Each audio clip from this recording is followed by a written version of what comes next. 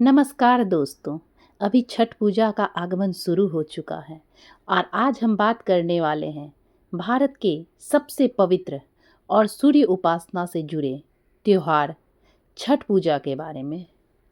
यह पर्व न सिर्फ धार्मिक दृष्टि से बल्कि सांस्कृतिक और सामाजिक रूप से भी अत्यंत महत्वपूर्ण है। छठ पूजा खास तौर से बिहार, झारखंड, उत्तर प्रदेश में बड़े ही धूमधाम से मनाई जाती है। इस पूजा में लोग सूर्य देव और छठी मैया की आराधना करते हैं। महाभारत के समय से भी इस पूजा का उल्लेख मिलता है, जब कुंती और द्रौपदी ने अपने पुत्रों की सफलता और सुख के लिए सूर्य देव की उपासना की थी। यह महापर्व सिर्फ महापर्व नहीं, लोगों की आस्था और विश्वास का प्रतीक माना जाने वाला सबसे बड़ा महापर्व होता है। इस महापर्व में लोग अगर बाहर भी रहते हैं तो वो भी छठ मैया की आराधना करने के लिए अपने घर आते हैं, अपने परिवार के साथ मिलते जुलते हैं और वहाँ पर सब मिलकर सूर्य देव की उपासना करते हैं। छठ पूजा कुल 4 दिनों तक चलती है और हर दिन का अपना महत्व होता है। पहले दिन नहाय खाए होती है। इस दिन व्रती शुद्ध होकर स्नान करते हैं और घर को साफ सुथरा रखते हैं। इस दिन कद्दू की सब्जी का बहुत ही महत्व होता है। व्रती कद्दू की सब्जी, चने की दाल और भात बनाकर प्रसाद ग्रहण करते हैं।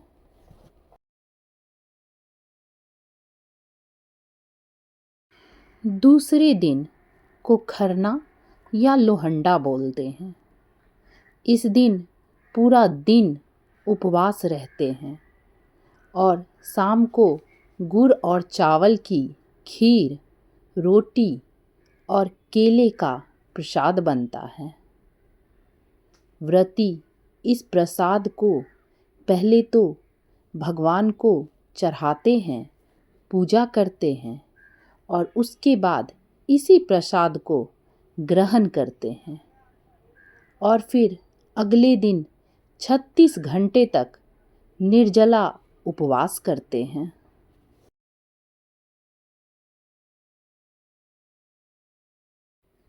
तीसरा दिन संध्या अर्घ का होता है।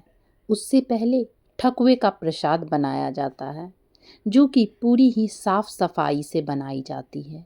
इसमें घी, गुड़ और आटे का उपयोग किया जाता है, जो कि सूप पर चढ़ाया जाता है भगवान को, सूर्य देव को अर्घ देने के लिए। और दूसरी तरफ वहाँ जितने भी फल हैं, केले, नारियल, अदरक, नाशपाती, मौसम्मी, सेब, आप अपनी क्षमता के अनुसार जितना फल ले सकें, उन सभी फलों को और ठेकुए को सूप पर डालकर सूर्य देव की उपासना की जाती है।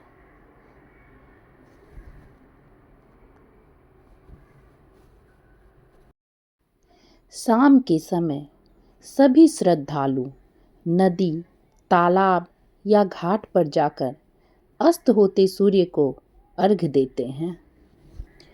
इस समय घाटों पर अद्भुत दृश्य होता है। सूप और डालियाँ फलों और घर में बने ठकुआ के प्रसाद, जो कि गुड़, आटे और घी से बनी होती है।